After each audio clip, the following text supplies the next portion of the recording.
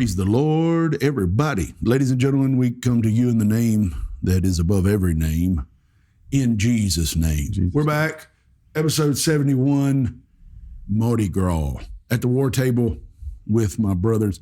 I'm so thankful for these dudes. These guys are so awesome. Brother Robert Pullen, how are you, big guy? Doing great. Good. Brother David Alexander, how are you, buddy? I'm great.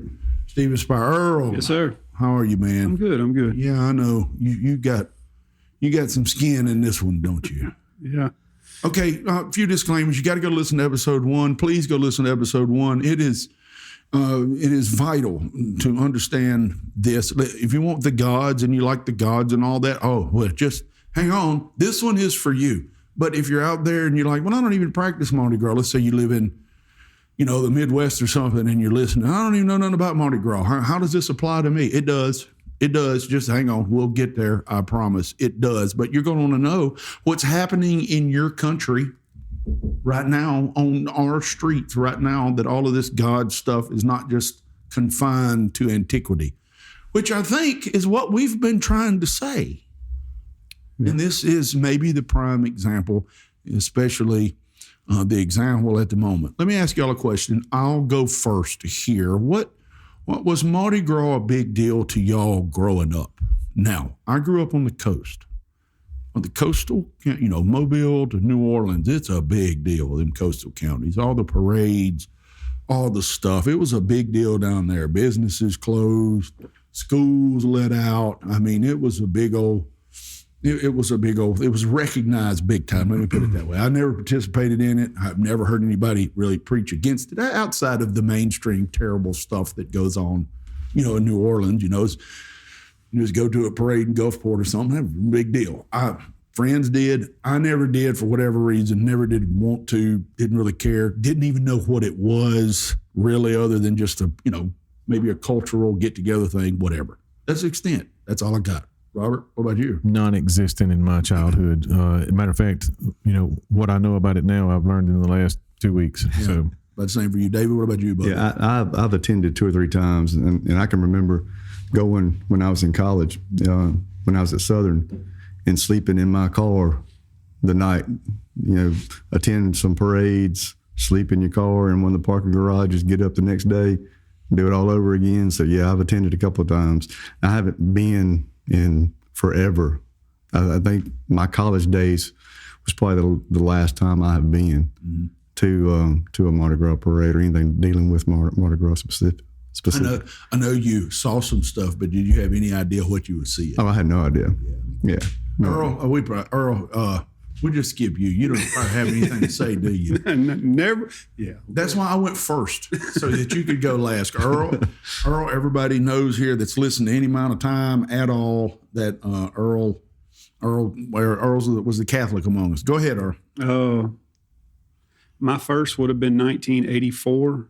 I was a page for the crew of Gemini in Gulfport, Mississippi. I have been to Mardi Gras from Baton Rouge to the Panhandle, Mobile, Navarre, Gulfport, Biloxi.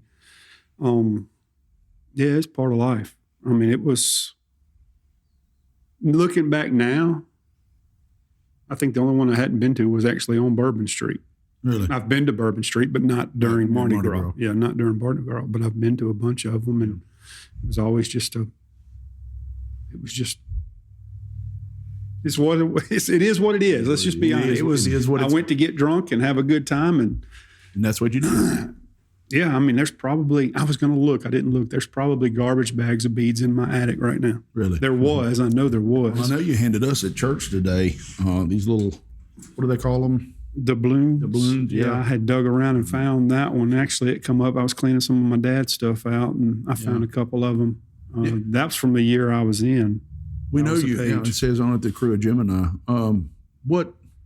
We know you saw stuff. Did you have any idea, even as a Catholic? Did you know what was going on? No. I mean, it was always just a party, and I'm not going to tie this back to Catholicism. It's not. I know. I've dealt with just as many Protestants going to Mardi Gras as I have dealt with Catholics. Mm-hmm. But it is billed. The reason we keep saying that, it is billed as something that is tied to the Catholic Church. It is built to the. We're going to get there in a minute. It is that. It is that. All right. ladies and gentlemen, let us start our march. And it befalls me to start, and you're going to see why. And it also, not just because I want to go first, but the origins of this. Episode 1, the first 20 minutes. If you're a listener and you have listened to episode 1, Acts 7:43, the absolute root, the beginning of all that you have come to listen to us speak on, that has changed your life, that has changed our life. Acts 7:43, the tabernacle of Moloch and the star of your god Remphan. Remember Remphan, which here at the God Filter we will stand on business to defend ourselves, that Remphan is the coalition of Baal and Ashtoreth. In your Bible, all the names associated with it, and we'll probably mention a few names before this whole thing's over. Different names, which is why you need episode 1. And then Moloch's thrown in there too. Probably end up on him, but just hang tight. All three in that verse of scripture, but Remphan. Remphan. So there's the review. Remphan. There's how in the world have you guys taken Remphan to Mardi Gras? Why is this even a part? Well, yeah, exactly. I mean, honestly, we could probably just say this and cover this 15 minutes and close it out, and that's enough to make our point, maybe. But Remphan, if you go on a study of Remphan, you're not going to find a whole lot of information. But there is one thing that you will find that stands the test of time. That Remphan is tied to the worship of the planet Saturn. Saturn. In Acts 7:43, Remphan, Saturn. In Amos chapter 5, it is the word Chayun, Chiun, Chayun. It is the worship of the planet Saturn. Ladies and gentlemen, say it out loud wherever you're listening to. Turn to your neighbor and say, Saturn. Remphan is the worship of Saturn. All right. Now, anybody want to add anything there? Because what we're going to say next carries some serious, serious weight. Anybody want to just add anything just for fun? I mean, that is as best I can do without spending 30 minutes on the whole thing. It's accurate. It's frustrating and accurate.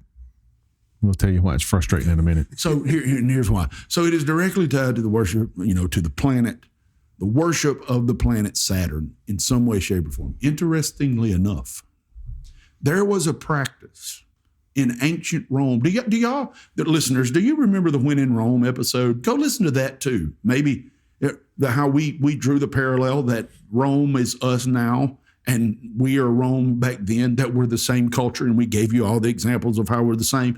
Okay. There was a practice in ancient Rome that started somewhere, y'all correct me if I'm wrong or fill in the gaps, 500 BC, somewhere in that ballpark, 500 BC, there was a practice in ancient Rome called Saturnalia. Now, that is the word Saturn with A-L-I-A at the end of it, Saturnalia. And am I saying that right, guys? That's how I say it. Okay, so what exactly is Saturnalia? Well, we are really glad that you ask us what Saturnalia is. Now, let me hit this and I'll go around the room and fill in any holes because mine's the 30,000-foot view. Saturnalia was ancient Rome, most popular winter festival held from December the 17th to the 23rd to honor the agricultural god Saturn, celebrating the winter sowing season and mythological age. It was a week-long, chaotic, world-turned-upside-down event featuring role reversal, public banquets, gift giving, and the suspension of social norms. Saturn was about agriculture. Well, what is Baal? God of agriculture. What is Baal's chief outside of the sun? What is his chief astrological planet? Saturn. Remphan. Saturn. Saturnalia. This was the festival that ancient Rome had. Let me see if I don't step on myself as I'm reading this. As far as the role reversal goes, slaves were often treated as equals or even served by their masters. And and a king, quote, king of Saturnalia was chosen to rule the festivals. Festival attire. Romans abandoned formal togas for synthesis, a colorful casual outfit, and many wore the pilus, a felt cap signifying freedom. Homes were decorated with wreaths and greenery. Gambling with dice was permitted in public. They would give gifts, often humorous gifts like wax candles, and pottery figurines were exchanged. People famously shouted, "Lo Saturnalia," in the streets. The festival originated as a one-day celebration on December the 17th, but grew to 7 days by the late Republic. Saturnalia, and I'm fixing to back up what I'm about to say, okay, with proof, out for the listener. Saturnalia is the absolute birthplace of Mardi Gras. And if you think out there, ladies and gentlemen, that you tuned into this to shoot holes into us, no, 500 BC, that is long before any church was born. If you think that's a connection that we're making up, then I'm going to present you with this. What I'm about to read is from a link called myneworleans.com. Straight out of New Orleans. This is the title of the article. What is Saturnalia and its impact on Mardi Gras? So this is right out of New Orleans. We are aware that Mardi Gras parades and such were started in Mobile, Alabama, and along the Gulf Coast. But New Orleans is the central hub for Mardi Gras now. It is the representation. So I'm going to read this and then we'll talk about it. Saturnalia, and I quote from the article out of New Orleans. Saturnalia, one of the most popular festivals put on by the Romans. The week-long celebration was a pagan celebration that honored the Roman god Saturn. Saturn was the god of agriculture, and time and the festivities followed farming-related rituals ahead of the winter solstice. The festival was originally a single-day affair that happened on the 17th, but later extended to end the winter solstice, which at the time was December the 25th, according to the Julian calendar. There's a whole rabbit hole there. Let me keep on with the quote, just about done. The Romans took Saturnalia very seriously, canceling work and school, having all normal activity seemingly come to a halt. Homes were decorated. Traditional clothing was replaced with colorful garments. Gifts of wax taper candles were given. Slaves were given time off to participate in the revelry. There is a word. We'll get there in a minute. Let me continue with the quote, which included gambling, singing, playing music, and more. The activities were lively, loud, and it was called the best of times by the Roman poet Catullus, according to history.com.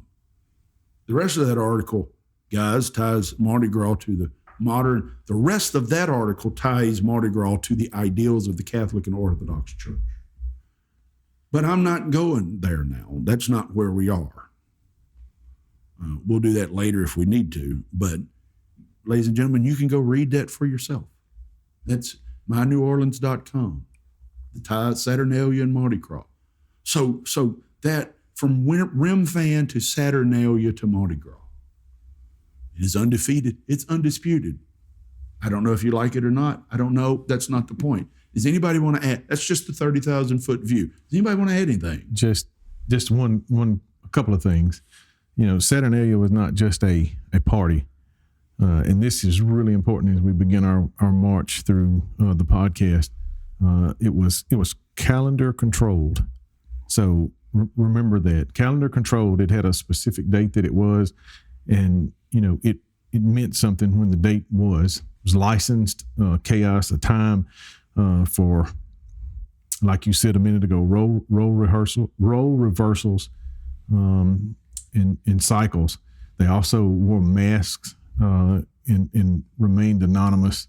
Legalized gambling, drunkenness, sexual restraint loosened. It was all that. And again, calendar controlled. So that's it for me on that for now. David, you want to share on that end of it? It's the same exact thing. It's interesting, and we'll cover this later too. Calendar control with a start date and an end date. So just keep that in mind as we talk of that end date. This was a loosening of all morals, a loosening of everything going on in society. But then when that day came, all right, guys, we got to turn it back on and start acting the way we're supposed to.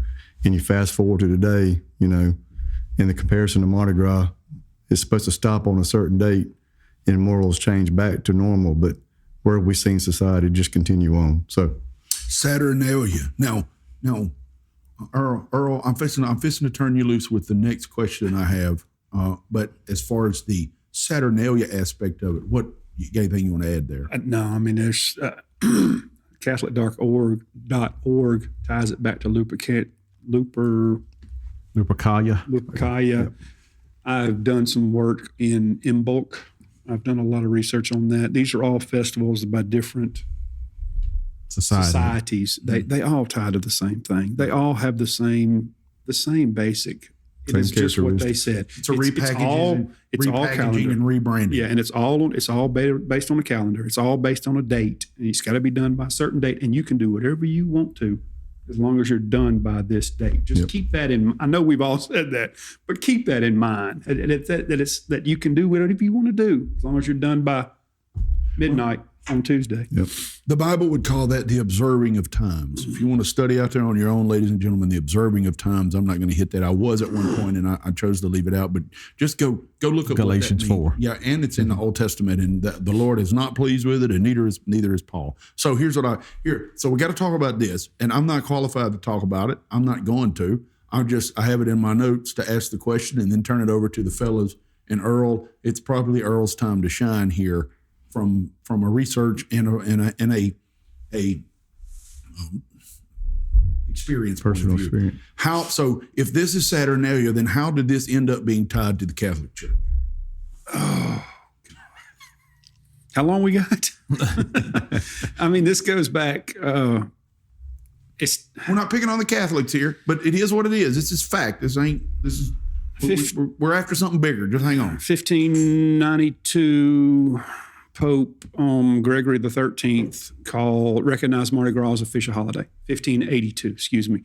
It was placed on the Gregorian calendar, which is a whole nother ride when you look at it. That is the calendar that we go by now. The Gregorian calendar was kicked off in 1562, 15 somewhere. Anyway, basically, people went to bed on one day. On the 4th, they woke up on the 15th. So your dates all got skewed again to get on this calendar that we're on now. So another reason why I like saying all these festivals tie back to one another, because we don't know what date they actually had them on. We know what we think they had them on, but all this stuff has been skewed around because of this calendar change. So it was an official holiday in 1592, and it is tied back to the Lent. And Lent is the 40 days of fasting before Easter that Orthodox, Catholics, Lutheran, handful of other religions, they follow. It is a time, and we were talking about this right before we started recording, it is a period of indulging in sin before a period of temporary fasting being Lent, 40 days of giving up something. How far do you want to go down this rabbit hole? We're going to go there at the end and application there. But as far as how it got, I just wanted the listener to know how it got tied to the Catholic Church. When in reality, and let's be clear out there to the listener, it might be tied to the Catholic Church, but it was tied to something way bigger a long time before the Catholic Church. I do want to say it was an official holiday in 1582, but there are writings all the way back to literally Paul's time, where people were asking about this fast before Easter. There's writings from 100 AD that they're trying to get the popes, they're trying to get the church to give them specifics on when they're supposed to do this, on how they're supposed to do this. So this goes back all the way to Jesus. I can make the case, and we'll attempt to later, that Paul deals with this in the book of Romans, right? Which that would be the fitting place to put it, right? Book of Romans, being this happens in Rome. So I just want to be clear. We're not. The Catholic Church has their time, their name tied to it. It does tie to Lent, but let's be clear. This goes way back before there was ever a church. Yes.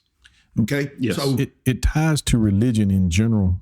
We want to think religion is Jesus Christ, but it's not. There was a whole lot of religion. That's right. Still is a whole lot of religion, but initially when we go back to Saturnalia, it was religion. Make no mistake. It just didn't have beans to do with Jesus. Well, my issue with it is it starts off as the worship of the god Saturn. Okay. And now, if you listen to our Catholic brothers, and again, we're not trying to be hot, get a hot take here. It's tied to them who worship God. The issue is the same actions that they took to worship Saturn seem to be a lot of the same actions that they're taking to worship God. And that don't make no sense to me. It don't make a whole lot of sense. And I know what the church was trying to do. They're trying to say, hey, let's get people involved. Let's have a fish fry. Let's do this. Let's do that. Y'all are going to do this anyway. Let's get this moved over and let's get it moved over onto us so that y'all can do it for us. The simple fact of the matter is you're still doing stuff you shouldn't be doing, but you're doing it for who? Yeah, for what God. And just like you said, though, so as Christianity spread through civilizations in the world, these type of other god ceremonies started going away. You didn't see the big festival of Saturnalia. You didn't see some of these things going, but people were still doing it in private. So these secret groups were still celebrating the same things throughout history. And the church saw this, and kind of like Stephen said, well, if they're going to do it anyway, why don't we adapt it to fit what we've got and put a new spin on it. Again, just like we see with everything pertaining to the gods. Let's retitle it. Let's make it look a little bit different. But all the acts were exactly the same. Ooh, that's episode 4, Invasion of the Temple right there, buddy. And see, that makes so much sense to me because you take the calendar you brought up out of it, which means everything to us today. But I mean, when this thing right here was getting started, they didn't need a calendar with numbers of the days on it, because guess how they determined when this stuff was going to start?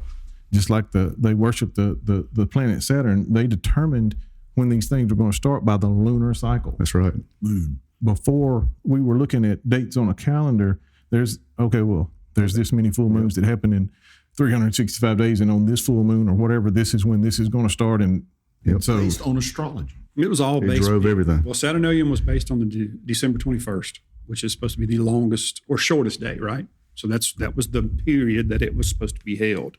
So yeah, I mean, it's all tied back to that. They knew, they were counting. They watched this stuff. They watched the stars. They watched Gemini.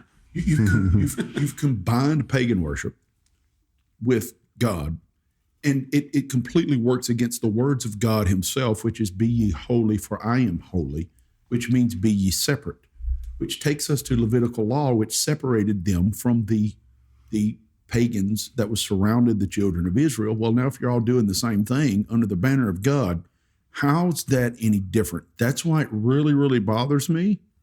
And I don't think the average person walking around knows that this is tied to what it's tied to in antiquity. Outside of that, outside the spiritual application that we probably talk, again, like Earl said, we could probably talk for an hour just on that. Let's look at some Mardi Gras actions and some connections to some of the familiar things that people would be familiar with, and let's just talk about them for a minute. And so we'll start with something small. How about the beads?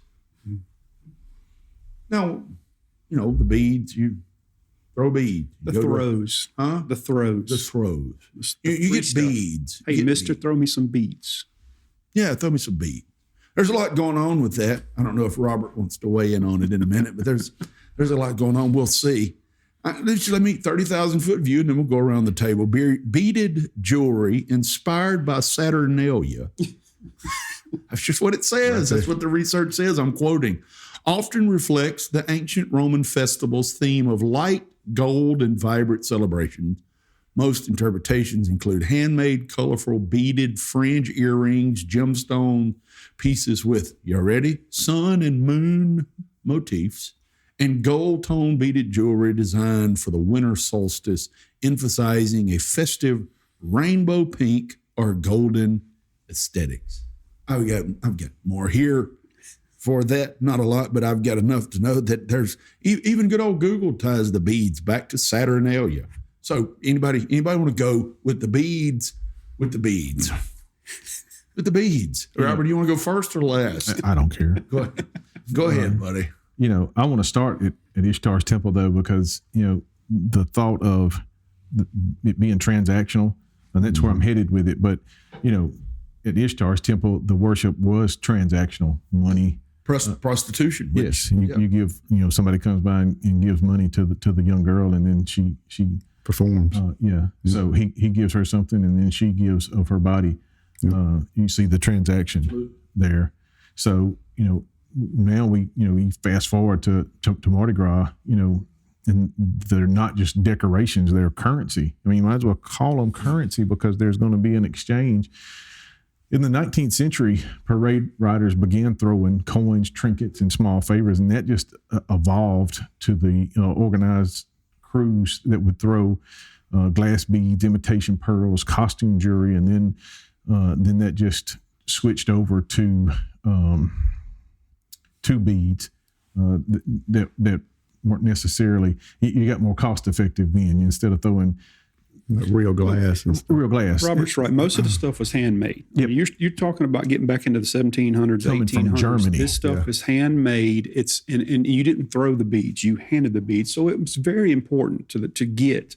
These beads you can get the little old trinket, small pink, blue beads. You pick them up off the ground. I think 2018 in a 5-block radius in New Orleans, the day after a parade, they picked up 46 tons of beads to get them out of the waterways, to get them out of the wastewater, the drains and stuff. So there is tons of stuff. But what Robert's talking about is the stuff that it meant something. Yep.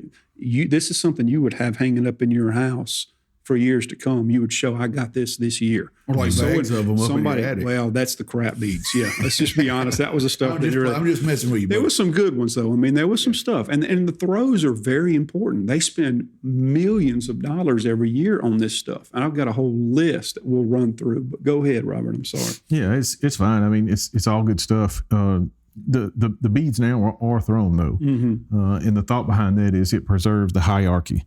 Like, if I can just walk up and just hand this to you, then there's no separation between,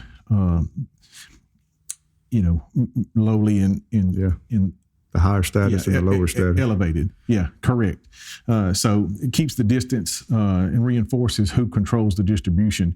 Obviously, the rider decides, and then the crowd is the one that responds to it. So in ancient ritual systems, often, you would cast, pour, tossed, scattered. You look at the words that are used in antiquity, even in scripture. And so favor comes from above, and it's not that we're equals. So, and then you can figure out now that most of the people will throw the beads to somebody that's up on a balcony, right? Yep. Is that, I've never been, but from what I understand, they'll try to throw them up to the folks that are on the balcony. And then the folks on the balcony do what? They do things. It's been forever since I've been there. So they'll show things and you mean like transactional? Expose themselves. So here we are. We started at Ishtar's temple. Money goes in the lap of the young girl. Now, we want to say prostitute, but typically that was a young girl that never had even had sex. And part of her duty to Ishtar was to. Right. That was worship. Yeah. So money, and then her body, and then now Mardi Gras, you throw beads from down here up high to the balcony, transactional, because what you hope for once the young lady receives the beads, she shows you some titties. Yep. So there's. And a lot of times they're not going to make that throw until they do see some. So, but the crowd has learned if I perform, I receive. And they've learned if I expose, then I'm rewarded. So this is a pivotal turning point with this bead throwing. Yeah, I think the transactional line there on everything else we've done from pornography, that transactional line, pornography to prostitution. That transactional line there is just phenomenal. But there is a And that's sacrifice well of the said. body. And I'm really glad you spoke plain there, because that's what it is. It is. Let's be clear about it. That's what's happening. Look, anybody that knows about Mardi Gras, one of the most famous things for people that don't ever participate out in the Midwest, you know what they're going to know about Mardi Gras? They're going to know about the transaction that takes place for the beads. That's just, I mean, we're not being carnal here. That is fact. And the fact that that's transaction was really good. David, you have anything that you wanted to add as far as the beads go? No, Earl? spot on. He's right. I mean, that's what it is. It is transactional. And the prettier you are, the better the beads are. And I'm serious. The beads have an hierarchy. There are the cheap ones, but there are some really good ones. Now, just to be on the float, you are something. Mm-hmm. You are something. And there are actually floats in some of these parades that they sell tickets that you can get up there and throw. You can be on the float. You wear your mask, you get on the float, and you do that. You keep the good beads. I've done it myself. You keep the good beads for that reason alone. Okay. All right. As a man, you're going to keep the really good beads, the big beads, for that reason alone, and that's what it's for. So I'm sorry. No, I'm just go ahead. Let me get, first of all, if you wanted to buy you some Saturnalia beads, you can. Nick Danning Jewelry sells it online. Matter of fact, it's called Hera, which is a goddess, Roman goddess. Oracle beaded earrings made by Nick Danning Jewelry, and it's the Saturnalia line. But I want to get this clear before we close out the bead side of this. And thank y'all for that. I want to get this clear. So it's beads, it's throwing beads, it's catching beads, it's the exchange of beads for all the reasons that were just listed. And then one day later, we're going to go back and pray with beads. Rosary beads. Rosary beads. Yep. And I read a couple of things, and they actually said, you're receiving beads during Mardi Gras, but I'm also praying with beads afterwards. Yeah. Fun fact is, back in the day, you would get a lot of the beads and trinkets shipped in from Germany, but that was also the same place that the rosary beads come from. So that's a fact. Okay, look, and again, we're not trying to pick on nobody, but you can rub on one set of beads one day and rub on another set of beads the next day and do it all on purpose.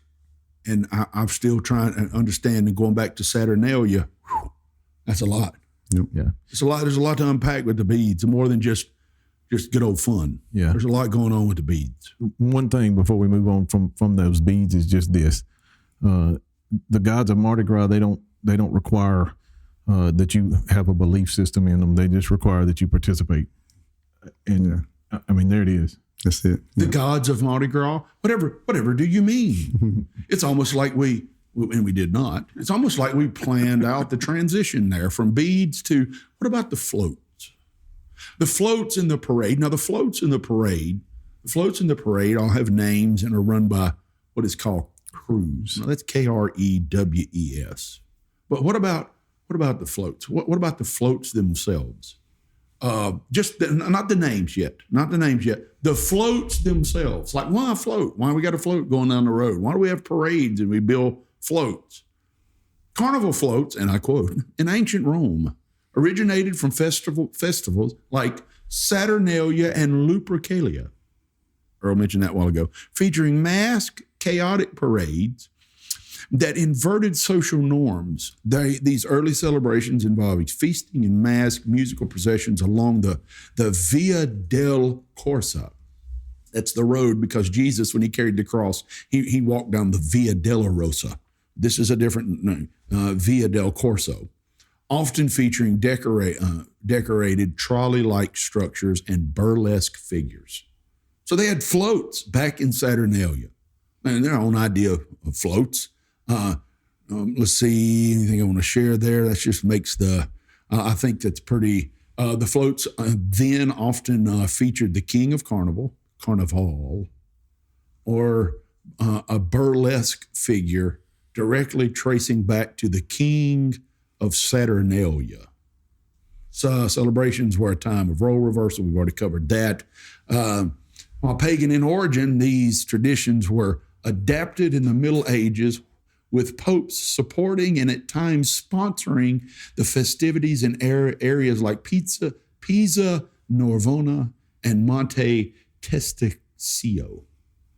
That's a lot of work.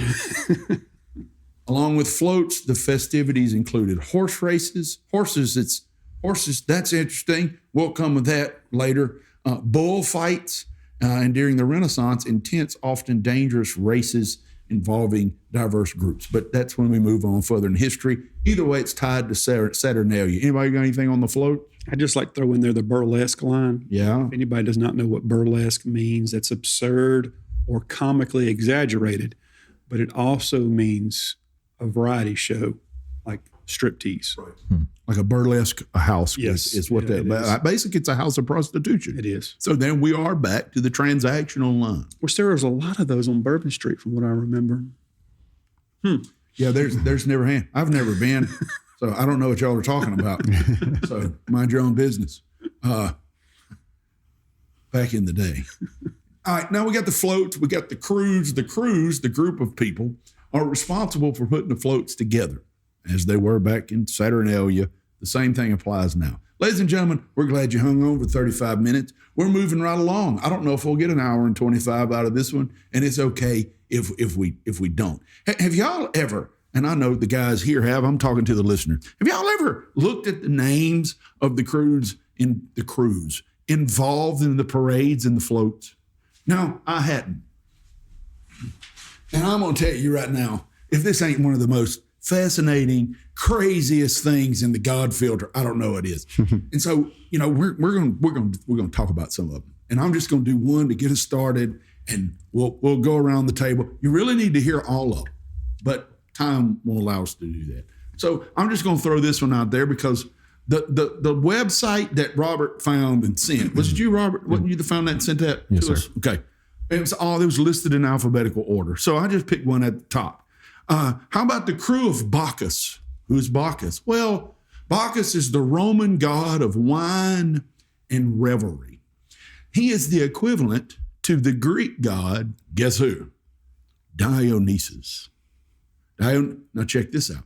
And I quote, Dionysus and Saturnalia represent a shared tradition of ancient reversed norm winter festivals characterized by chaos, revelry, and the suspension of social hierarchy. While Saturnalia honored the Roman god Saturn, the atmosphere mirrored Dionysian festivals like Dionysia, marked by masks, costumes, wine, and intense partying. This is important. Y'all listen to me. Both were held around the winter solstice to mark the end of planting. Why these people in different places all doing the same thing? All doing the same thing at the same time? They ain't got the news. They ain't got Facebook.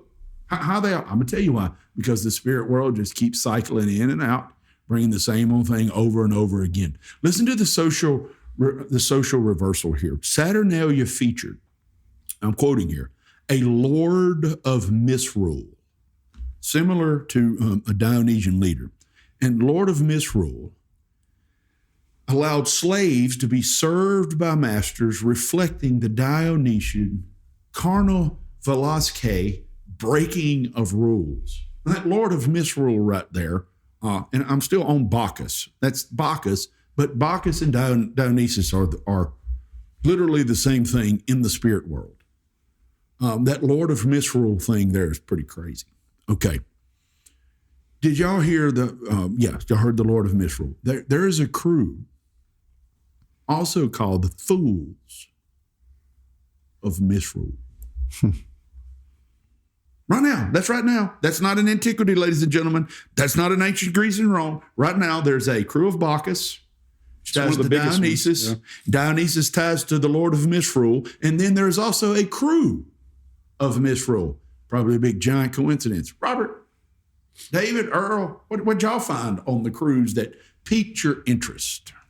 All of them were interesting to me. I hunkered down on one, and I'm going to take a minute to walk through it. I know you've been dying to get this out. Yeah, I have. It's the Knights of Hermes, and obviously they take their name from the Greek winged courier of the gods. Their inaugural parade was in 1938. And they were the first to use neon lighting on their floats. Today, the crew of Hermes parades through Uptown with nearly 700 male riders. And they, per tradition, the Hermes captain leads the procession in full regalia on a white horse and a mask. And they have their crew is made up of 32 floats. There's 32 floats that are associated with the crew of Hermes, and I rightly so, I guess, if you're going to have 700 male riders. So at the front of those 32 floats, though, is the rider, Hermes. He rides on a white horse. There's probably something in Revelation about that. Go ahead. Yeah. Go ahead. Hermes is the god of commerce, matters. We're going to get to it in a minute. Travel, speed, boundaries, deception, exchange, transaction. That white horse is just, it sticks out to me so vividly. In the ancient world, horses symbolized conquest and authority. White symbolized legitimacy and approval. It's a message being given, for them when they come through the city, that authority is riding through the city. But notice Hermes does not do this. He does not confront sin. He does not cleanse anything. He does not judge the city. That's going to matter in a minute. The procession celebrates the system, and it is a procession. We call it a parade, procession, same thing. They move through the corridors that matter when they go through their procession. They go through the corridors of wealth, commerce, government, and identity. The captain of the mystic crew of Hermes, who typically leads the parade on a white horse, does wear a mask to obscure his face. And they do that because they want the leadership to have anonymity. So white horse symbolizes leadership. Got on a mask, though, and nobody knows who he is, and that's the way they want it. They want it to be anonymous. I actually think that's a rule. And with Mardi Gras, any crew, anything, nobody knows who the king and queen are until they actually get to the ball later on after the parade. Well, that is perfect. Now I'm going to jump back to Babylon for just a second. So back in, when Nebuchadnezzar ruled Babylon, built Babylon, there was a thing called, and Babylon created a blueprint for a lot of this. It was called the processional way. You can look this up. The processional way. It went through the city. It went through Ishtar's gate, leading to Ishtar's temple, and it ended at the Esgalia, which is the temple of Moloch. It was 65, the road was 65 feet wide and almost a mile long. And the whole thing, the parade, the procession, the whole thing declared that the gods own the city and blessings flow through indulgence. We talked about the same thing that, this parade goes up to Ishtar's gate, which was magnificent to behold in the kingdom of Babylon. But I want to switch to a different type of procession now. The triumphal entry of Jesus is considered a procession. It's fantastic to me. So when Jesus enters Jerusalem, he's not throwing anything. He's not demanding anything. He's not negotiating anything. There's no transaction. There's no bargaining. There's no body for reward for exchange. Jesus enters the city. He doesn't reject the procession. He redefines the procession. Listen to this in Matthew 21. All this was done that it might be fulfilled, which was spoken by the prophet, saying, Tell ye, daughter of Zion, behold, thy king cometh unto thee meek and sitting upon an ass, and a coat of a foal of an ass. Not a white horse, not a chariot, a donkey. Yep. Okay? So what do the people do?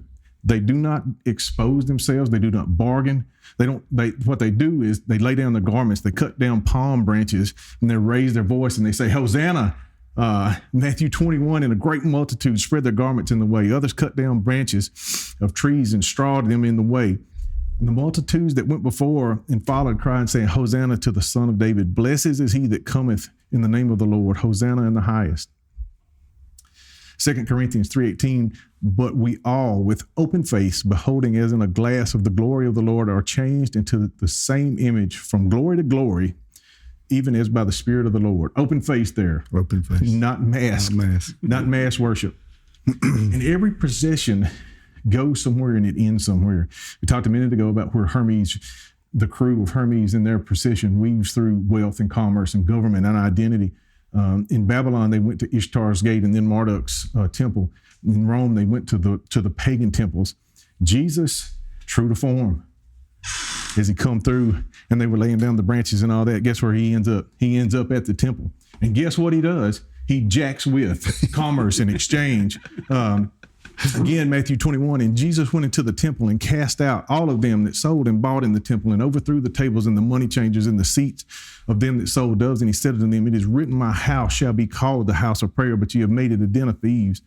Pagan possessions end in indulgence, and Jesus' possession ends in cleansing.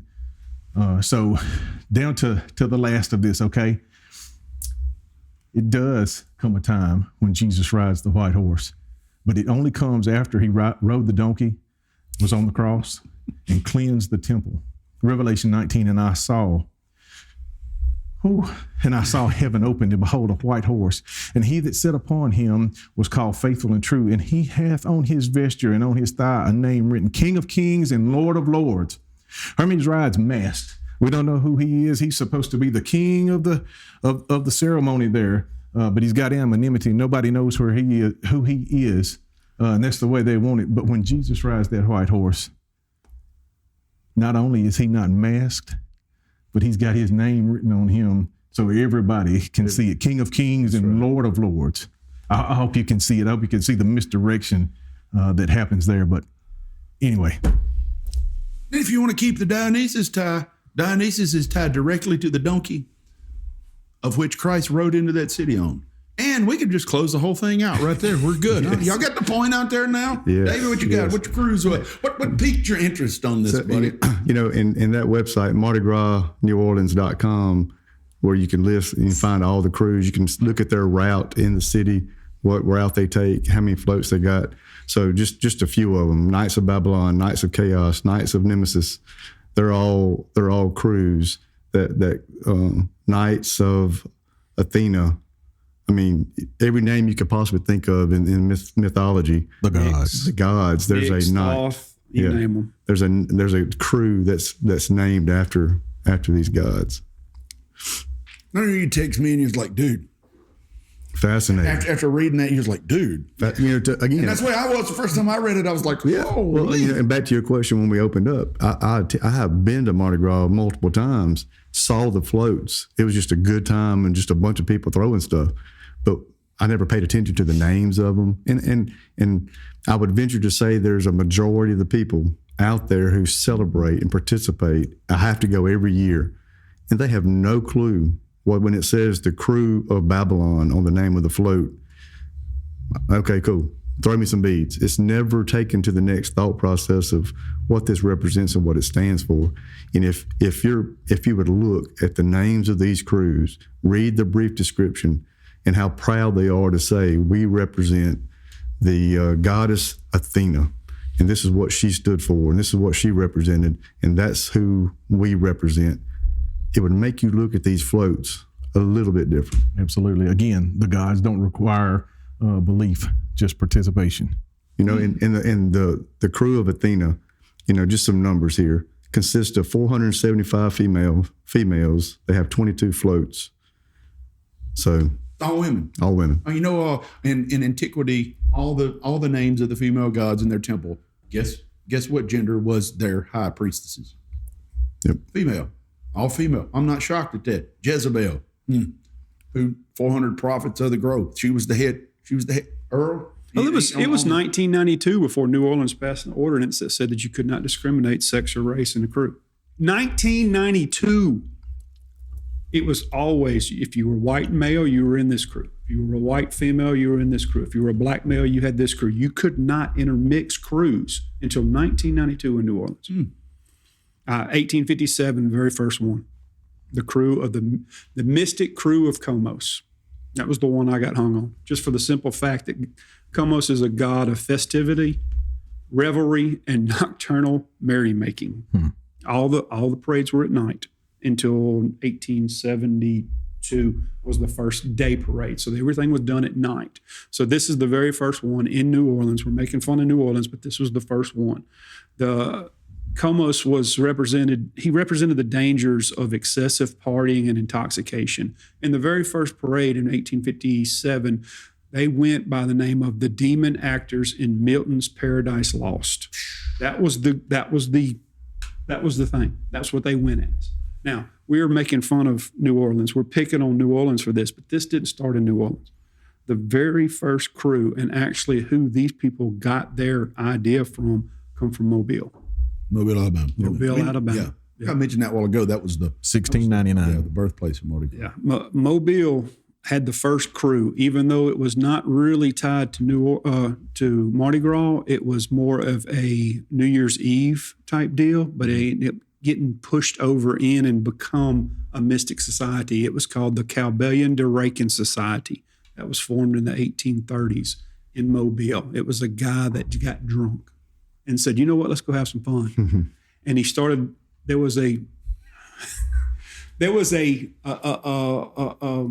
the word I'm looking for? It was a time of year in England where people it was called mumming. They would get dressed up, mask, and they'd go door to door asking for food. It was it was like Halloween.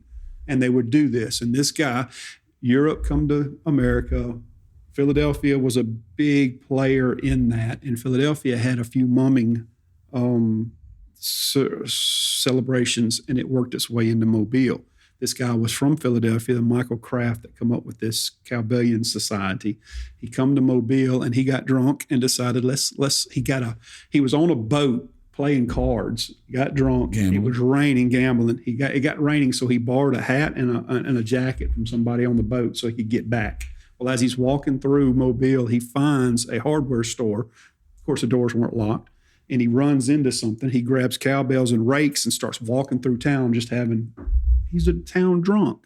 Well, people like a gesture. Wait a minute. Yeah, like a gesture or a joker? Yeah. Go ahead. Y'all So hang on he's to that, doing ladies this and as a gentlemen. joke. That was calculated. And dude has people walk up to him and says, what is this society? What is this mass society? Because he had his big hat on. So he just yells out, "This is the Cowbellions de Rakin Society." And that's what starts the whole crew thing. A drunk guy trying to get back home in the rain. They started having parades. The first parades in New Orleans, the floats come from Mobile. They moved them from Mobile to New Orleans so they could have their Mardi Gras parades. I did a crew. I didn't know how y'all was going to do that. I didn't know how many y'all was going to do. So I made a big old list. And then as y'all went on the ones I had on the list, I marked them off right here. So I've got a question though, because I'm going to give you just the names, ladies and gentlemen. I'm not going to get into their histories and all that, but I'm just going to give you the names of the crews. The first one I had, what I thought was interesting, and the only reason I put this on the list, this ain't got nothing to do with the gods, is because we're in Philadelphia, Mississippi, and it's the crew of Choctaw. I thought that was interesting that the word Choctaw had a crew. Okay, now here's the rest of them. Crew of Isis. Everybody out there in God Filter podcast land know who Isis is. How about the crew of Olympia, which is where the gods of Greece lived? Or the crew of Oshun. Do y'all remember the 6-7 episode that we did out there, ladies and gentlemen? The Santeria gods, the crew of Oshun. The crew of Selene. You know who Selene is? Selene is the Greek goddess of the moon. How about the crew of Thoth? I know Earl mentioned that a while ago, but I didn't feel like taking it off. Why is the Egyptian pantheon in something that traces back to Rome? That's because the Romans and the Egyptians were in bed together financially and in the worship of the gods, but a different name. How about the crew of Titans? Who are the Titans? The 12 original gods that lived on Mount Olympus in the Greek pantheon. And the crew of the Legion of Mars.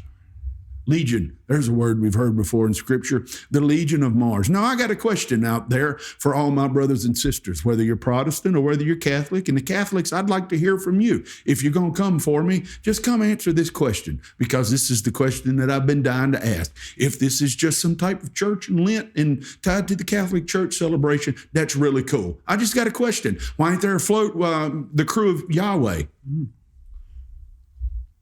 Where's the crew of Jesus? If this is about the church and this is what this is about, and this is really what it is, I want to know, see,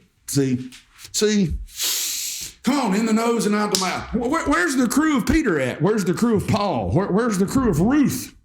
No, all of them are named after the gods. So don't sit there, anybody, I don't care what denomination you are or what you are, and explain this away to me as if it's just some harmless fun when the names of the gods are all over it. Now, if you want to tie the church to it, and that's just what you're going to stand on business because that's what the church fathers told me to do, that's cool. Where's the name of where's the crew of your first pope? Where's the crew of James, John, Matthew? I don't see any of their names, but I do see other names that are tied to idolatry and paganism and prostitution and sacrifice and all type of horrid things in Scripture. That Selene, moon goddess, that's Diana. I'm all ears. Out there, you want to defend this? You want to come for us like we're not trying to pick on nobody, but if you want to sit and explain it away in your mind that this is all harmless, that's cool. Then why is it all named after things that are absolutely detrimental that your Bible told you to stay away from? See, that's cool. All right. Y'all good? Does anybody want to say anything on that? Because I get tired of religious people, Protestants and Catholics equally, trying to explain stuff away, and you give them the history of it, and they're like, oh, that's just what we do. Well, you know what you're going to do? Go ahead and sit there and catch your beads from the crew of Selene. Yep. And act how you want to so you can fast from gum for 40 days. Yep.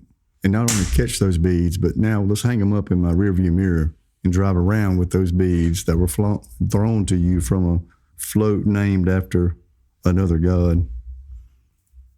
Were those beads prayed over? Were those beads cursed in some kind of way? Now I'm going to carry them on my person. Well, they certainly came from a float that was named after a god. Yep. What about the king cake? Oh, y'all finna mess with the king cake. First of all, I need to say this. I love some king cake. I ain't about to sit here and quit eating king cake. There's a precious listener and lady and friend of mine on the coast. Her name is Carol Dillard. She is a big-time listener. I have permission to use her name. She makes them. She sends them out.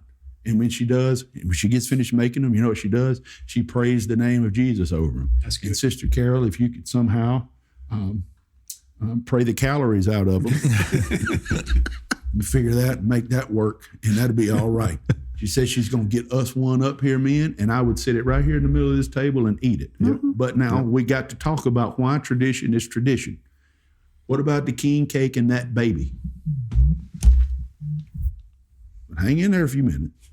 We're going to talk about the modern king cake. And I quote, the modern king cake, a staple of Mardi Gras and Epiphany, originates from the ancient Roman festival of Saturnalia. Yep. Really? Yes, Yep. that's what it says. How about that? During the midwinter celebration, Romans had a fava bean in a cake. Now that's F-A-V-A, a fava bean, in a cake. Whoever found it became king of bean for the day, allowing for a temporary reversal of social roles. The pagan tradition of crowning a lord of misrule. Do y'all remember that a while ago? The lord of misrule was eventually blended with Christian traditions of the three kings. So now somebody took and said, let's turn this into a little king cake thing here, away from Saturnalia, away from king of bean, into the three kings, which were really three pagan astrologers. And let's put a little Jesus on it. Am I right, Earl? Yeah. How am I doing so far? Oh, you're right. To oversee Saturnalian festivities, households and communities would elect a king, a master of ceremonies, or the lord of misrule, who would issue absurd directives and that had to be obeyed. The king was usually chosen by lottery, and the ritual cake was baked with a single dry fava bean inside. The person who got the slice became king. Now, I want you to remember here that, ladies and gentlemen, in the Bible, I want to give the disclaimer that what I say here may be a little loose, but I don't know how loose it is after me and you talked, Earl. And so we'll see. We'll see. And if I need to stop at the end when we're done and say, that's just Adrian talking, I don't have any links or anything, I'm still going to make my case. Okay, I got to be fair to history and the text. Now, just let me do it. It's a king cake thing. They make a king cake. Okay. Now remember that they baked cakes to the Queen of Heaven in Jeremiah 7. Jeremiah 7. Baked cakes. Now I understand cakes. You know, what you want, No matter if it's flour or large modern day cakes today, they bake cakes. And if you'll do the history of the birthday cake in antiquity, it's usually round for a reason, and it traces right back to the worship of actually Athena, Ishtar, Diana, and they would put candles on it as her light of the moonlight. We covered that in another podcast. I think so. We have. We at least we mentioned it. Okay, so we got a cake. We're going to put a bean in it. Now let me walk the road here for you, ladies and gentlemen. And whoever finds it is now the king of beans. So let me give you my line, and then we'll see where we're at. It's called the king cake. But whoever gets it, first it was the bean. Whoever gets the bean gets to be the king of bean. So the king, even in Saturnalia, the bean cake is tied to, you get to be the king, so the king. The bean, the bean was replaced by the baby, right? Yeah, but that's a baby like now. 1800s. That's right. That's cool. That's cool. But now, right now, whenever there's a fetus and you go get a sonogram done in the first trimester, what does the medical field tell you the baby is shaped like? Bean. It's actually, you can Google the phrase that it's shaped like a bean. Now, but it's got the word king in it. Now, let me show you where else there's another word king. Isaiah 57:9. And thou wentest to the king with ointment, and didst increase thy perfumes, and didst send thy messengers far off, and didst debase thyself even unto hell. This is fact. This is not loose. The word, actually, Earl, you're the one that uncovered this in the Cornerstones podcast. The word and verse about the king there in Isaiah 57:9 translates to the word Moloch. Who is Moloch? The god of what? Human sacrifice, with an emphasis on what? Children. He's also mentioned right along next to Remphan in Acts 7:43, the tabernacle of Moloch and the star of your god, Remphan. That word king, Moloch is called, Baal is the Lord of the heavens. Moloch is often referred to as king, King Moloch. That is in your Bible. It is solid. It is irrefutable. Now, so we got a king cake that used to be a bean, and the bean looks like a fetus. And so now that's what we have a baby in it. Now, what are y'all saying? Well, not much. We really had to think a long time to just, tie this up to make a conspiracy. All right, Earl, just go. All right, so the fava bean has been domesticated so long that there is no trace to a wild version of it. There's wild wheat, wild barley, stuff like that. The fava has been domesticated so long and been in the Fertile Crescent for so long that there's no wild relative. Now, it's always been an important food crop, but it was also very important to the Greek and Romans. It was used in Roman funeral rites. The cult of, you talked about them today, Pythagoreans. The Pythagoreans. Yes, the Pythagoreans and Wiccans always have celebrations that include the fava bean. Now, in Roman rites, the black spot on the white flowers of the plant was said to be there because Hades had touched them. And the hollow stems of the plants is Hades. Hades. Hades. That's hell. Yes. That's Moloch. Yes. And the stems, the hollow stems of the plants are a gateway to the underworld. Get out of here. Which is, thou shalt not walk thy children through the flames. Wow. The priest of Moloch, Levitical law. Okay, so what happens if you found the bean? Well, and you got to be king, right? Yeah, the Lord of Misrule, you were the king. That's where it ended? So Saturnalia there's no one ancient writer that covers the whole topic of Saturnalia. It's processed through antiquity. People have got a little bit here, a little bit here, a little bit there. But the oldest writings on Saturnalia, the person who won the lottery and got the bean, they were the king. So they got to make all the decrees. They got to do all this stuff through the whole ceremony, whether it be 2 days or 2 weeks. But at the end of it, you were sacrificed. Your head was cut off, and the head was used brought to the temple of Saturn or to whatever altar you want to put it on, and that's where your head ended up. You were the sacrifice after you got to be king for a day. So Wow. we got a king cake, and let's put a baby in it. So 1850s, someplace around in there, maybe 1900s, people started swallowing the bean. Because after they stopped killing everybody, you still had to buy next year's cake, or depending on where you're at. Now, there are king cakes through multiple societies. South America's got one. The French have one. The Italians, Portugal. And everybody's rules are different. So if you, like Portugal, they put a baby and a fava bean inside. So if you get the baby, you were the king. If you get the fava bean, you have to buy the next cake. Mexico, they had a baby, but it's just to show Christ hiding from Hera. So everybody's got their different spin on this. You can put lipstick on a pig, but that thing's still a pig. You can wash it and put perfume on it. Go ahead. So, are you having? Or did you lose your place? Or are you having some reservations about what you was fitting to say next? The baby come in the like I said, 50s, someplace around in there. Everybody had gone to the fava bean or some type of bean, and people would swallow it so they didn't have to own up to cook tamales for the next service or the next meeting, or to buy the next cake, whatever it is. So they started putting porcelain babies in the cakes as a way to stop somebody from lying about not getting it. Which That's could why kill the them. babies are in there. And actually, Portuguese government banned the sale of cakes with anything hidden inside it because people were dying from it, trying to swallow the baby so they wouldn't have to buy the next cake. You know that Kronos, the Greek Moloch, you know what he was accused of? Swallowing his own children. His own children.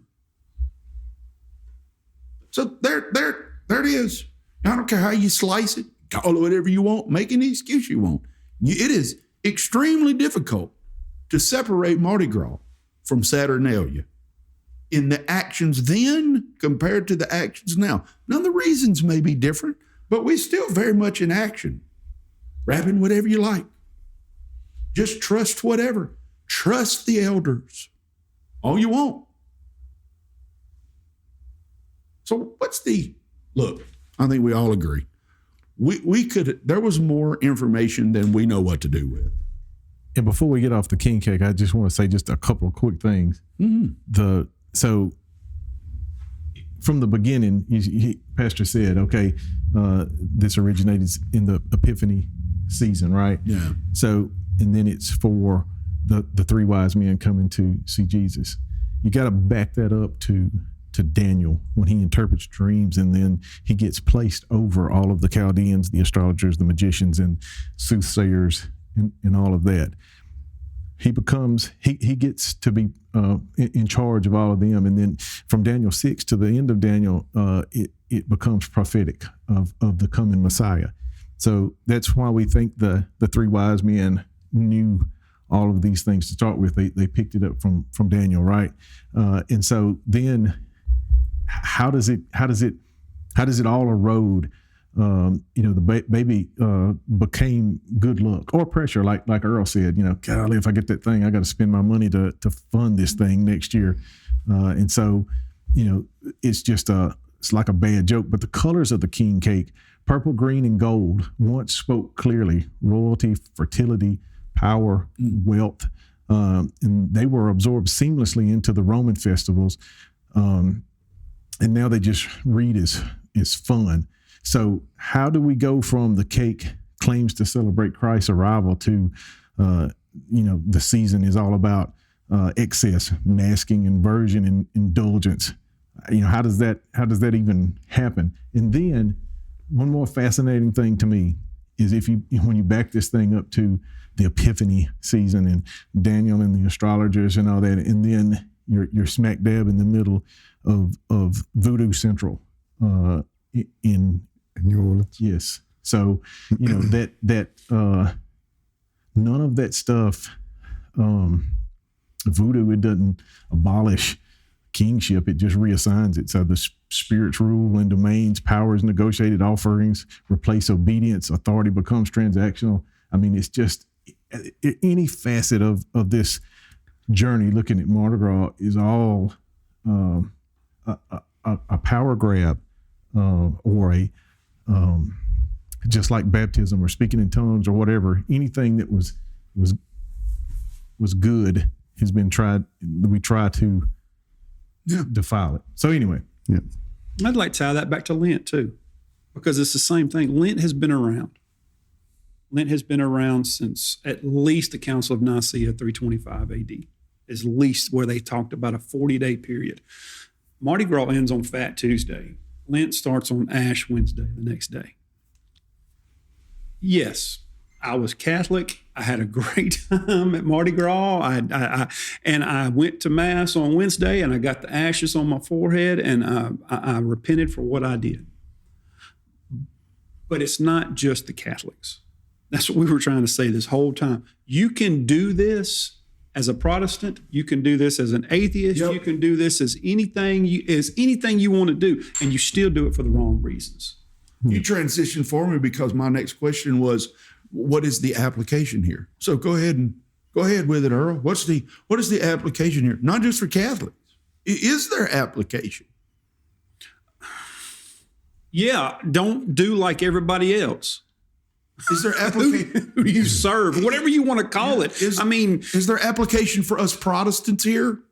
Yeah. I mean, outside of the fact that participation in this kind of stuff is really, really dangerous. Yeah. I mean, is there some other application other than? Well, if you really want to look into what Lent was, Lent being a 40-day pre-Easter season of fasting, it was, like I said, this goes pre-Council of Nicaea, actually. I mean, there was a guy named Saint Irenaeus. He lived from 130 to 202, and he had a letter to Pope Victor, and he had a dispute. He was trying to establish how many days they were supposed to fast pre-Easter. So this is 100 years after Christ. Maybe 100 years after Christ. So it's been around since then. It's changed though. 800 years, around the 800s, the strictness of the fast began to relax. The 1400s, Christians began eating meals when they weren't supposed to eat anything. They started eating a little bit. Eventually, we've gotten to the point now where you give up chewing gum and you don't eat meat on Friday. It's nothing to what it was originally. Did Peter write about any of this in the Bible? Not to my knowledge. The first pope? Not to my knowledge. None of what you're saying is mentioned in Scripture. That's interesting because that's where John Calvin, some of those writers come in. I said that out loud, didn't I? Well, even Spurgeon, he didn't agree with Lent. There's a lot of people that don't agree with it. Well, it's not biblical. That's the danger of prima scriptura, to where tradition trumps Scripture. Agreed. So am I right about this? As a former practicing Catholic, and I'm going to transition to all of us here, but I'm going to aim this at Earl to see if I'm off. Okay, Mardi Gras is a week-long intentional celebration of God knows what, of revelry, of wine, of Bacchus, of Dionysus, of Athena, Baal, Ashtoreth, and yes, if nothing but symbolism, Moloch, tied to ancient pagan worship, followed by repentance and a fast on purpose because the calendar said so. How am I doing there, Earl? That is a dumbed down version of it, but as just an old Protestant sitting over here, what do I know? Well, how'd I do? The other side of that is I can observe 1,000 Lents. I can do everything right, and it's never going to accomplish what Jesus accomplished. So yes, I agree. So let me ask you this. Let me ask the group this, just for open discussion before we get to some closing remarks. Just an open discussion. We're Protestants. Earl was raised Catholic. Okay, how is this any different than if we're going to take a 3 or 4 day weekend off with our friends, and we're going to cut it loose? Yep.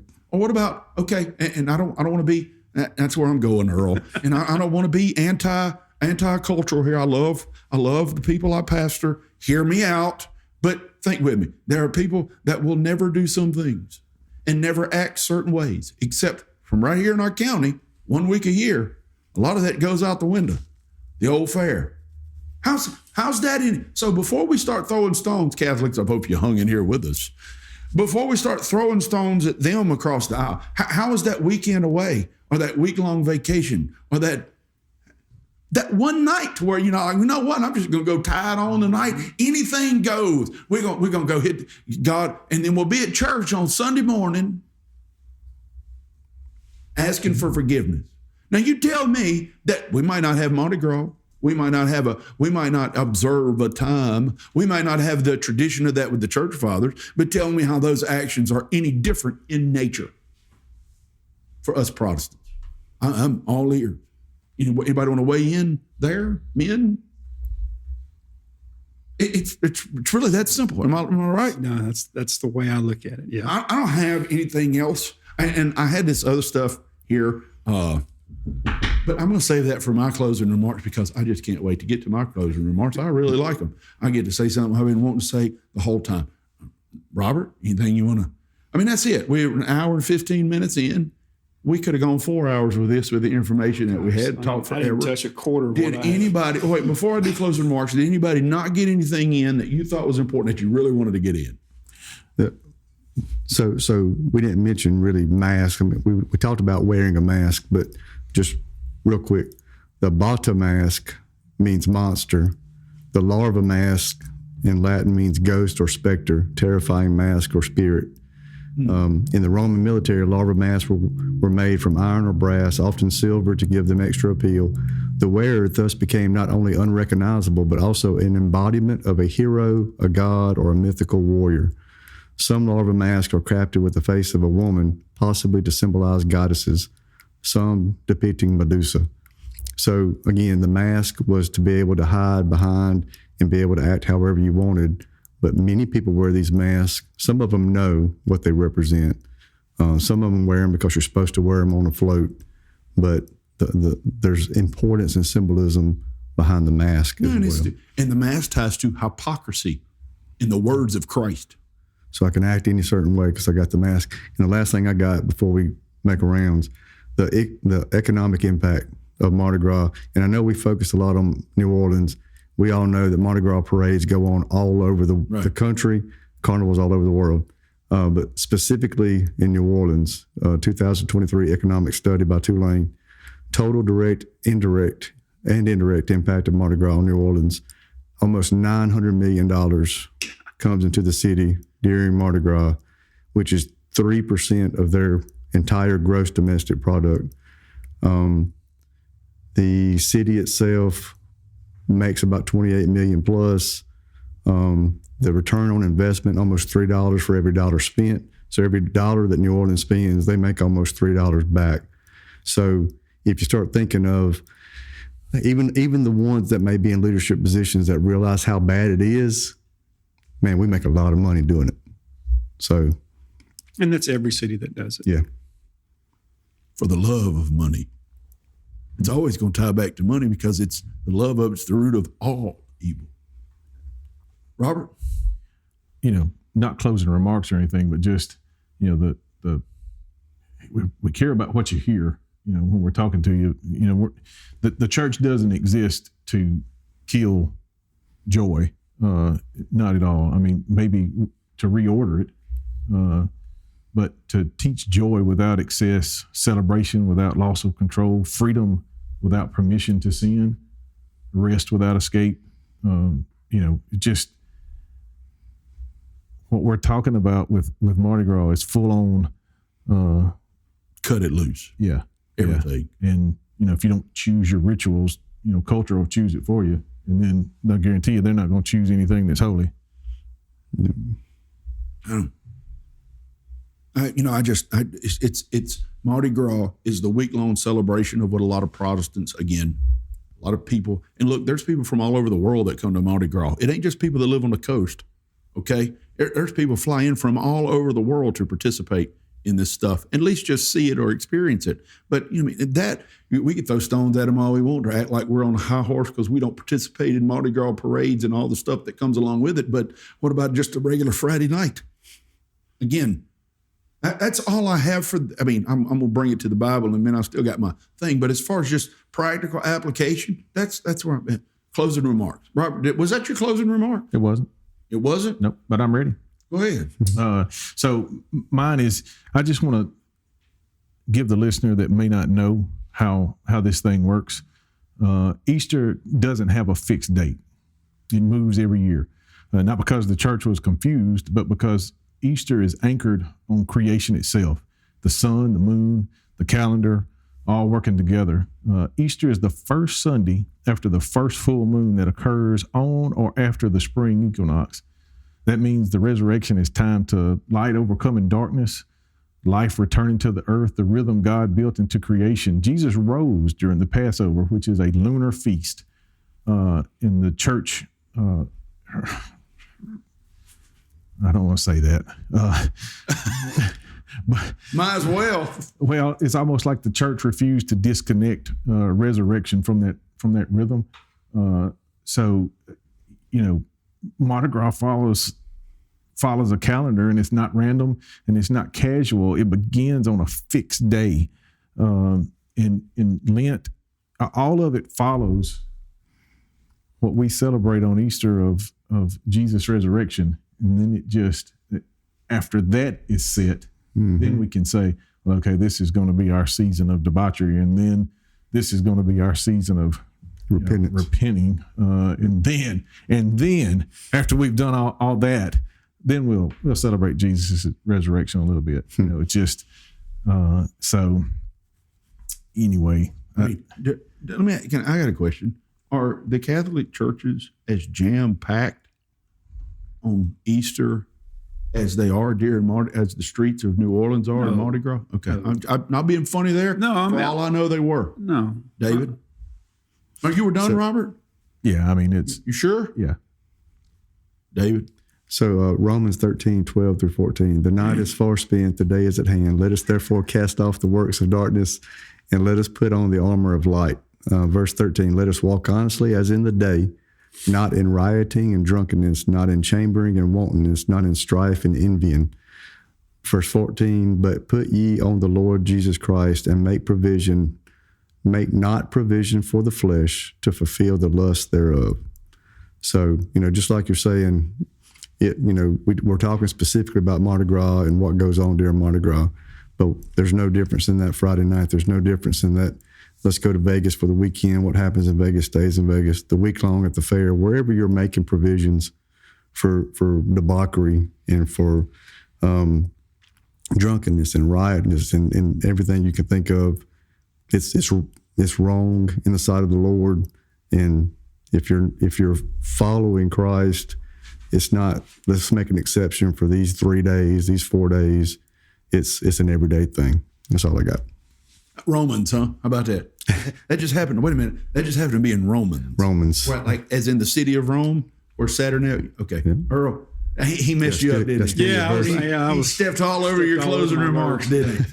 I can tell by the Rome. Go ahead. Well, I just go on another one, 2 Corinthians 6:14. Be ye not unequally yoked together with unbelievers, for what fellowship hath righteousness with unrighteousness? And what communion hath light with darkness? And what concord hath Christ with Belial? What part hath he that believeth with an infidel? Just be careful what you're getting into. Yeah, but do they? You know. No, I knew. No, I knew. Okay. I knew. All right. I will say, at 5 years old, as a page in 1984 on that thing, the one thing I realized about Mardi Gras is I didn't want to be there. I remember how much I disliked Mardi Gras. The clothes, the mask. Like I said, I was 5, but I just having to be here and hurry up and go there, and we're going to do this. Here, drink this at 5. Here, drink this. And I remember my mom told me, I don't remember if it was after the parade, after the ball, or maybe later on down the road, she told me, she said, I wished I had never asked you to do that. I had dreams. There was a man's face that is still etched in my head. I can still see it. And he looked at me as a 5-year-old kid and said, throw some effing beads. And I remember reaching down into a box of those doubloons I brought and throwing 2 handfuls at this guy as hard as I could, and then looking at my friend that we were both pages on this thing, saying, I'm ready to go home. I'm done. This is a daytime. This is supposed to be the family-friendly parades. And this is the memory I have of being in there. I'm just ready to go home. The longer I live on this life, in this earth, I kind of think the same thing. I'm just kind of ready to go home. I don't want to go tomorrow maybe, but I'm kind of ready to go. It's tough out here. Thank you for that. Mm-hmm. In all that we've shared, there's a joker line, a jester line, a fool line. I already did it a while ago with whatever that was, Mobile, the guy with going down, ringing the bell and the ladder and all that, just acting a fool, old jester. If you look at some really old iconography of Saturnalia / Mardi Gras, I'm not going to separate them. I'm not going to let you out there do it either, ladies and gentlemen. If you look at some of the old iconography, it's that joker, like on the deck of cards, the joker, he's got the little 5-pointed hat or 3-pointed hat, however many pointed it is, joker. And you got Hermes, who's the trickster, joker. You'll find in that old iconography, even outside of the deck of cards, you'll find that somebody that's dressed like that joker or jester, often playing the part of a fool, the Lord of misrule, the foolishness. Matter of fact, ladies and gentlemen, your homework, go Google, what is the symbol of the crew of the Knights of Babylon? Go look, and it ain't nothing but a joker, just like I'm trying to tell you, a joker, a trickster, a prankster. So you have the joker, trickster, fool line. So this is in Scripture. Well, God filter, guys, since y'all know everything. Is Saturnalia in the Bible? Maybe. I feel like you don't think Paul, who stayed there and built a church, you don't think he run up on Saturnalia, the festival? You don't think he sit there and watched it with his own eyes? You don't think he witnessed it with his own eyes? Why would he not use terminology that would address something that was so hideous to what he was trying to do? So remember, this is normal in ancient Rome, and Paul's trying to change it, and he's there. Same place he built a church. He'd have seen it all. Now check this out. Romans 1, 21 through 23. Because that when they knew God, they glorified him not as God, neither were thankful, but became vain in their imaginations, and their foolish heart was darkened. Listen to verse 22. Professing themselves to be wise. Let me stop right there. Who was the wisest, greatest civilization under the sun in that time? Romans. They had the political, they had the army, they had the philosophical, they had everything cornered. And yet they'd turn around in 1 week a year. They'd all act like a bunch of, that's what they were. They were pagans, and that's what he's trying to change. But they would turn around and completely lose even that aspect of their life, that they were leaders of the world at that particular time. And Paul writes and said, to Rome, to the church at Romans, professing themselves to be wise, they became fools and changed the glory of the incorruptible God into an image made like to corruptible man, and to birds, and 4-footed beast, and creeping things. And I close with this. Remember the white horse that Hermes rode in on? And the crew of elk, which is our stag, which is the animal of Artemis, the goddess of the hunt. Yeah, that's 4-footed beast. Remember the crew of Thoth, the bird-shaped figure?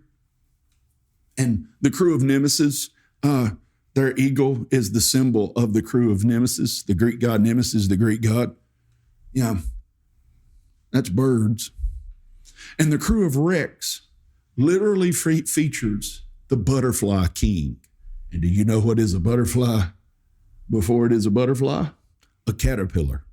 Birds, 4-footed beast, and creeping things. But that's probably all a big old giant coincidence. So make all the excuses you want. I'll leave you with this one question. I know what you believe, but who do you serve? Love you guys. God bless.